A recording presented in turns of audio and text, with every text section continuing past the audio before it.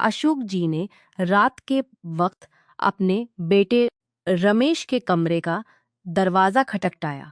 कुछ देर बाद बाहर बहू रश्मि निकली और गुस्से भरी आवाज में बोली, अब क्या परेशानी है तुझे बूढ़े?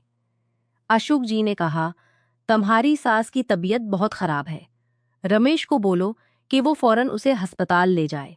रश्मि ने और भी गुस्से से कहा, वो तुम्हारा नौकर नहीं है। जैसे भी ले जाना है अपनी बीवी को खुद अस्पताल ले जाओ। रमेश तुम्हारी बात नहीं सुनेगा, वो सो रहा है। दफा हो जाओ यहां से। ये कहकर उसने अशोक जी के मुंह पर दरवाजा मार दिया। अशोक जी परेशान होकर वापस अपने कमरे की तरफ भागे। कमला देवी रात भर तकलीफ और दर्द में तड़पती रहीं। वो बार बार रमेश को पकारती रहीं। शायद उन्हें पता चल गया था कि ये उनका आखिरी वक्त है। वो मरने से पहले अपने बेटे को देखना चाहती थी। तड़पते तड़पते वो इस दुनिया से चली गईं। अशोक जी ने पूरी रात उनका रोना और तड़पना अपनी आंखों से देखा। मरते इंसान की आखिरी ख्वाहिश को पूरा न कर पाने की बेबसी क्या होती है, ये अशोक जी से खांटी नहीं। ये अशोक इसलिए बेहतर कोई नहीं जान सकता था। इसलिए वो रमेश से भी नाराज हो गए और उन्हें मां का खान चेहरा देखने नहीं दे रहे थे। सुबह जब रमेश भागता हुआ आया तो अशोक जी ने उसका हाथ पकड़कर अलग कर दिया और बीवी की लाश को उठाकर अपने पुराने घर ले गए। रमेश से कहा, खबरदार वहां आना। जब लाश तैयार हुई तो रमेश जाकर वालिद के पांव में गिर गया और बोला, मुझे मेरी गलती बताओ। अशोक जी ने गुस्से से कहा, तुम दफा हो जाओ यहां से, मेरी नजरों के सामने से दूर हो जाओ। तुम्हें कोई हक नहीं कि तुम अपनी मां का चेहरा देखो। जब जीते जी उसे नहीं पूछा तो मरने के बाद उसके चेहरे पर आंसू बहाने की भी कोई जरूरत नहीं। रमेश फूट फूट कर रोने लगा। वो कहने लगा, पापा जी, मुझसे ऐसी भी क्या गलती हो गई कि मुझे माँ का चेहरा तक देखने नहीं दे रहे, कि मुझे माँ चेहरा तक देखने नहीं दे रहे। वो आपकी बीवी हैं तो मेरी माँ भी हैं, मेरा भी उन पर हक है। अशोक जी ने कहा, मैं कोई तमाशा नहीं चाहता, बस इतना चाहता हूं कि तुम यहां से दफा हो जाओ और आइंदा कभी भी मुझे अपनी शक्ल मत दिखाना। रमेश ने वालिद के पांव पकड़ लिए और कहा, पापा जी, मुझसे इतना भी किया गुनाह हो गया, मुझे बताइए, वरना मैं यहीं पर अपनी जान दे दूंगा। अशोक जी का दिल पिघल गया। उन्होंने रमेश को बताया कि रात को किया हुआ था। बहू ने कैसे इनकार किया और मां ने तकलीफ में रमेश को पकारा। रमेश के पांव तले से जमीन निकल गई। वो हैरान था कि इसे कुछ पता ही नहीं था। उसने कहा, पापा जी, श्री रसूम में शामिल होने दीजिए। मैं कसम खाता हूं, मुझे आखिरी इस रसूम में गलती नहीं। रसूम से वापस आकर मैं सारी बात वाज़ेह कर दूंगा। पापी को सजा भी दूंगा और आप खुद देखेंगे। अशोक जी ने इजाजत दे दी। रमेश ने मां को देखा और लाश से लपटकर खूब रोया। फिर आखिरी रसूम अदा की। इसके बाद रमेश हारे हुए जवारी की तरह घर की चौखट पर बैठ गया। इसका दिल किसी तरह हल्का नहीं हो रहा था। अशोक जी उसके बराबर में आकर बैठ गए। रमेश उनके गले लगकर फूट फूट कर रो पड़ा। वो कहने लगा, पापा जी, मैं कुछ नहीं जानता। मुझे भगवान की किस्म है, मैं कुछ नहीं जानता। मुझे बताइए मैं क्या करूं? मैं तो आपसे किए हुए वादे भी पूरे नहीं कर सकता, अपना बदला भी नहीं ले सकता। मगर एक बात याद रखिएगा, भगवान अपना बदला जरूर लेगा। अशोक जी ने बेटे की पेट थपथपाई। फिर वो उठकर पुराने घर की तरफ चल दिए।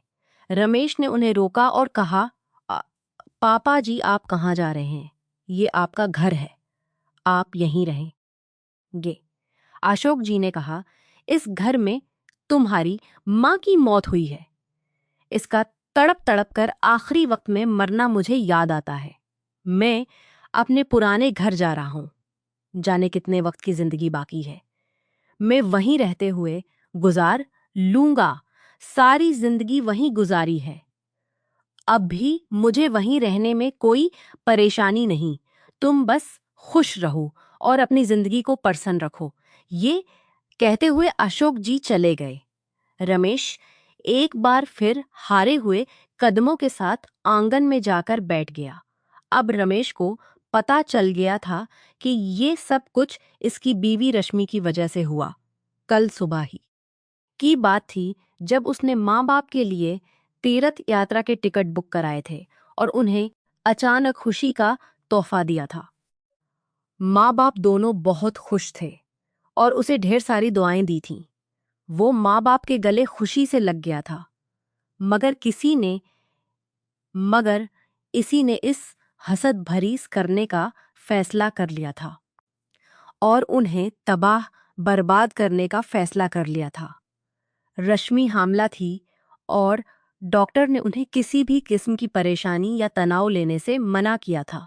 रमेश नहीं चाहता था कि नन्ही जान को दुनिया में आने से पहले ही नुकसान पहुंचे, इसलिए वो चुपचाप लेट गया। बच्चे की पैदाइश तक उसने रश्मि से कोई बात नहीं की थी। किसी भी बात पर उसने गुस्सा या शिकायत नहीं की थी। के साथ रश्मि के यहाँ शिकायत नहीं की थी। जब रश्मि के यहाँ बच्चा पैदा हुआ तो उनके यहाँ एक बेटे जतीन का जन्म हुआ। तब रमेश को उसके सवालात के जवाब मिल गए। इसे मालूम हो गया कि उसे अपना बदला लेने के लिए रश्मि को कुछ भी कहने की जरूरत नहीं है। भगवान खुद अपना बदला लेगा। पोते के पैदा होने के कुछ ही दिन पजी भी इस दुनिया से चले गए। बापे के मौत का 7 दिन बाद अशोक जी भी इतना ज्यादा था कि रमेश बिल्कुल टूटकर बखर गया था। रश्मि ने इसका ध्यान उधर उधर करने की कोशिश की, मगर इसने रश्मि से भी सीधी बात नहीं की थी। वो चुपचाप अपने आप में रहता था। फिर 1 महीने बाद रमेश बैरून मुल्क चला गया। हमेशा के लिए वो रश्मि और अपने बच्चों के लिए खर्च भेजता रहता था, मगर यहाँ मुल्क में अकेले रहते हुए वो जैसे अपने पाप की सजा काट रहा था। अपनी माँ बाप से लड़ने पर खुद पर गुस्सा कर रहा था। रश्मि भारत में रमेश का इंतजार करती रही और शेयर करें। रमेश का इंतजार करती रही, मगर रमेश लौटकर नहीं आ रहा। रश्मि अपनी गलती पर शर्मिंदा होती रही और बार बार रमेश से शर्मिंदा होती रही और बार बार रमेश से माफ़ी मांगती रही, इसे वापस बलती रही, मगर रमेश ने इसकी बात बीत गया था। रमेश का बीतते 25 साल का वक्त बीत गया था और आज इसकी शादी थी। हे रमेश 25 साल का उसकी शादी थी। ये रमेश 25 साल बाद वापस आया था। अपने बेटे की शादी पर वो बहुत ज्यादा खुश था। पुरानी बातों को पीछे रखते हुए इसने रश्मि से भी अच्छे से बात की थी। जितनी सजा रश्मि को मिल चुकी थी उसके लिए इतनी बहुत थी, मगर वो नहीं जानता था कि भगवान अभी भी अपने बदले लेने के लिए बैठा हुआ है। जितेन की शादी हो गई थी। रश्मि सहेली की बेटी कसुम को बहू बनाकर लाई थी। बेटे की शादी पर वो बहुत खुश थी। बहू उसके लिए एक तरह से लक्ष्मी साबित हुई थी, क्योंकि उसका पति भी सालों बाद वापस आ गया था और बगैर माजी की बात किए उसके साथ हंसी खुशी बात कर रहा था। कई सालों बाद ही सही, मगर जिंदगी अपनी रोटेन पर आ गई थी। उसका खानदान पूरा हो गया था।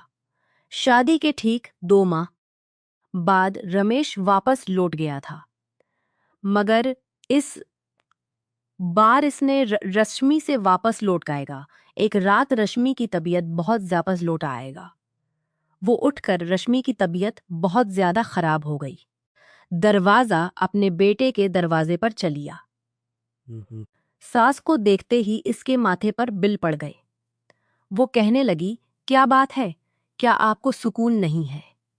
ये नहीं पता हमारी नई नई शादी हुई है और आप कर दरवाज़ा खटखटाने लग गई। पूरा दिन तो जतीन तुम्हारे पास होता है, रात को भी तुम्हें इसे अपने साथ सलाना है। अगर इतना ही शौक था बेटे को अपने पल्लों से बांध कर रखने का तो इसकी शादी ना करवाती। कसुम ने पल्लों से बांध कर रखने का तो इसकी शादी ना करवाती। कसुम ने इस बात का भी लिहाज नहीं किया कि इसकी सास इसकी औंटी भी लगती है। इसने रश्मि को बहुत सामने खड़ी है, इसने रश्मि को बहुत बातें सुना दी। रश्मि चुप रह गई और कहने लगी, बेटा मेरी तबीयत खराब है कि जतीन को कहकर कोई दवा वगैरह मंगवा लूं। कसुम के माथे पर बिल और गहरे हो गए। हाँ हाँ मिटे, वो कहने लगी, हाँ हाँ मैं जानती हूँ आपकी तबीयत क्यों खराब है। बेटे और बहू को एक साथ खुश देखकर आपकी तबीयत खराब होनी ही थी। मुझे समझ नहीं आता, जब माँओं से बहुएं बर्दाश्त नहीं होते तो बेटों की शादियां ही क्यों करती हैं। कसुम के मुंह में जो आ रहा था वो कहती जा रही थी, जबकि रश्मि शर्मिंदा होकर खड़ी थी। इसे अपना वक्त याद आ गया था जब उसने सिसर को इसी तरह दरवाजे से लौटा दिया था और बहुत बातें भी सुनाई थीं। रश्मि शर्मिंदा होते हुए अपने कमरे में चली आई। पूरी रात वो दर्द और पीड़ा से रोती रही, मगर उसे सुकून नहीं मिला। सुबह जब जतेन कमरे में आया तो उसने बहू की कोई शिकायत नहीं की। जतेन ने माँ की तबीयत इतनी ज्यादा खराब देखी तो फौरन दुआ लाकर माँ को दे दी।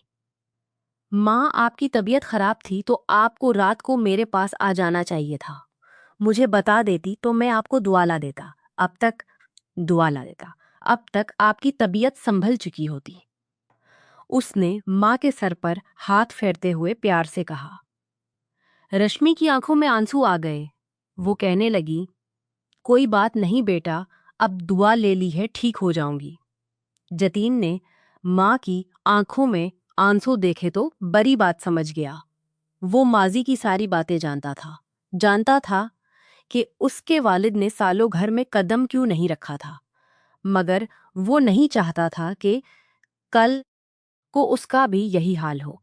उसने फौरन कसुम को बुलाया और एक तपड़ उसके मुंह पर मारते हुए कहा, रात को मैं ही मारते में आई थी, तुमने उन्हें अंदर क्यों नहीं आने दिया?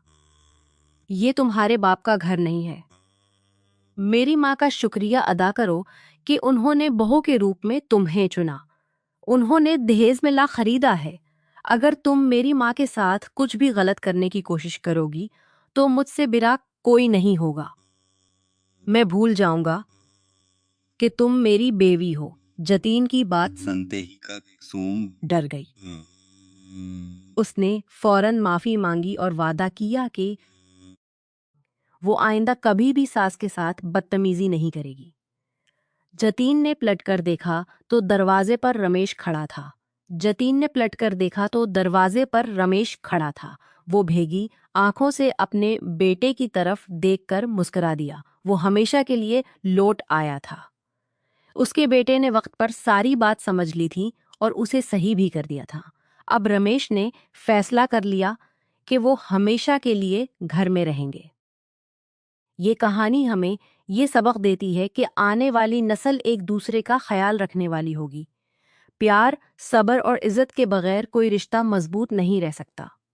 माँ बाप की खिदमत और इनकी कदर करना हर बच्चे की जिम्मेदारी है, क्योंकि यही रिश्ते जिंदगी के मुश्किल पलों में सुकून और हिम्मत देते हैं।